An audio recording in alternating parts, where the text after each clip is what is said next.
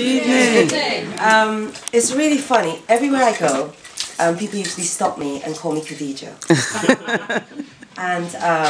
And there's always these coincidences between myself and Khadija. So when we first talked about Passing the Baton, I said Louise Bennett. And I said Louise Bennett because I grew up in Guyana, and on Saturday mornings, Louise Bennett and Paul King Douglas would come on the radio and you would hear their stories. And they would just, and that was your Saturday. You would listen to these stories. And then I came to England, and I remember walking down the road and seeing a cover of Louise Bennett's book and crying because I really missed Guyana. And also around that time in that same bookshop in Brixton, I discovered Walter Rodney. My father and my mother went to my dad's country, Guyana, and they were two Caribbean people who went back home. They decided that they didn't like Britain, so they were unusual in that when I was born they went home. And my dad was very socialist, and I happened to grow up in Guyana around that kind of socialist, Marxist, Lenin, shirt jack kind of thing. So I discovered Walter Rodney, who my dad talked about, and I also discovered CLR James, who for me is just a great theorist. Just wrote great essays about our culture. Years later, I discovered this essay by him in this book that I picked up. You know when you pick up these books and you're just like CLR James, but then I got to the back and there's this. It starts off. I'm just gonna read a bit of this, and then I'm just gonna read a bit of I found fiction that he wrote in this, my favorite book, full of the most wonderful fiction from the Caribbean. Anyway, the essay is entitled Three Black Women Writers, Toni Morrison, Alice Walker, and Ntozake Shange, who are also three great influences. And the little bit at the top says, James was largely responsible for making the work of these three writers better known in Britain. He first spoke publicly about them at the Riverside Studios in London on 2 consecutive evenings in August 1981, lecturing on the theme of Black Women in America in Fact and Fiction. And he gave subsequent talks at smaller gatherings in Brixton. Everything happens in Brixton. No. Sorry, I know I'm in Leeds saying that, but yes.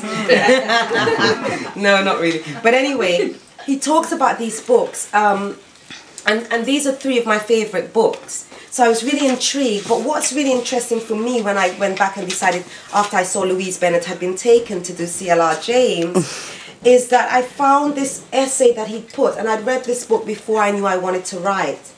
And he says to me, he says at the end, now I want to say a few words to the writers. You must be able to write what you think. And maybe what you write about your day-to-day, everyday, commonplace, ordinary life will be some of the same problems that the people in the world are fighting out. You must be able to write what you have to say and know that that is what matters. And I hope you can see that you can begin anywhere and end up as far as anybody else has reached. I hope you're not scared to write about what concerns you, what you know, the things that matters. Write what you have to say and think about it. Read as much as you can, don't limit yourself. Gather knowledge. Copy down a phrase that strikes you or a passage that matters. But when you get down to write something, concentrate on it. That is my advice. Concentrate on it and read it over. And if it takes you 2 weeks, you have to settle down and get it right. That is the way to write poetry.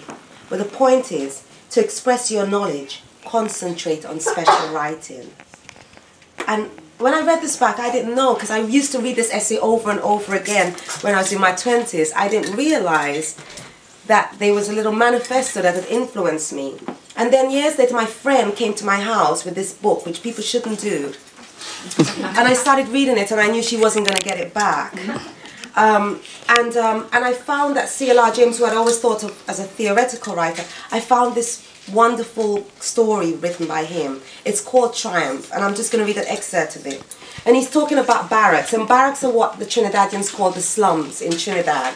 And this excerpt, but the excerpt actually is coincidentally with this, shows that even as a theorist, he was a Marxist, a Leninist, a socialist, but even as a theorist, how he, and I grown up around a lot of women like Michelle Wallace and Angela Davis, talking about reading books about men not understanding and the struggles that they were having.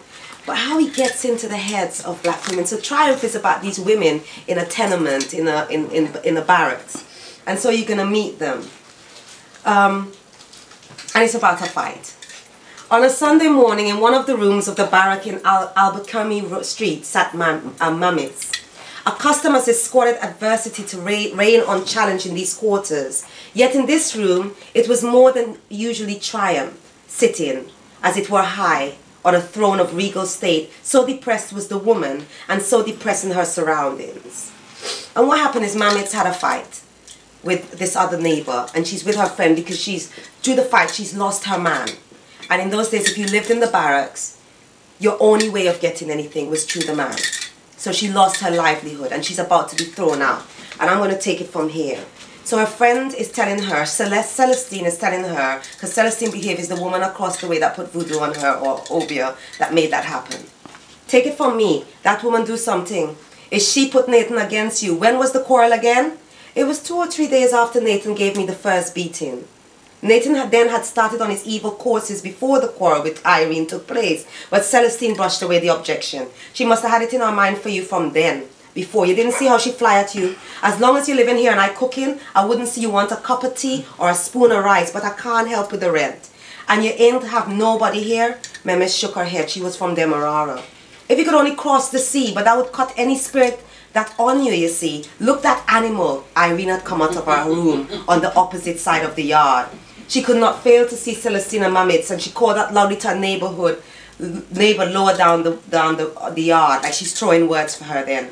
Hey Jojo, what is the time? 10 o'clock already? Let me start to cook my chicken that my man buy for me. Even if he have a sore foot. I don't know how long it will last before he get drunk and kick me out of here. Then I will have to go dog around other people to see if I could pick up what they throw away. She fixed a box in front of her door, put her coal pot on it, and started to attend to her chicken. Sunday morning in the barrackyards is pot parade. Of the 16 tenants in the yard, 12 had their pots out, and they lifted the meat with the long iron forks to turn it, or threw water into the pot so that it steamed to the heavens. And every woman could tell what her neighbor was cooking, beef or pork or chicken.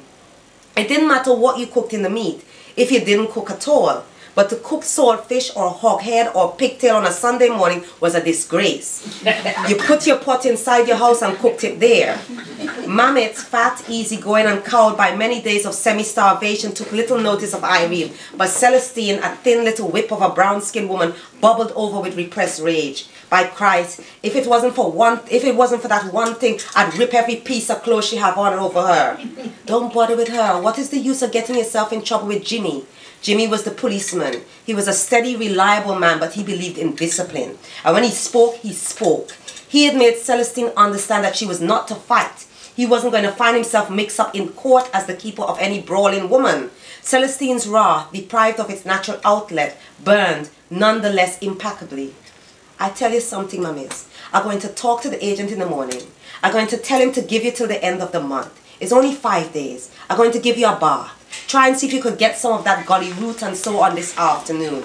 Tonight I'm going to give you, and I will give you some prayers to read. God's stronger than the devil. We're going to break this thing that's on you. Cheer up. I'm going to send you up with a plate with your chicken and rice as soon as it finished. Meanwhile, burn your little candle, say your little prayers, console your little mind. I'm going to give you that bath tonight. You ain't kill a priest. You ain't cuss your mother. So you ain't have no cause to afraid nothing. And I think that's my time. But anyway, that's... Sorry,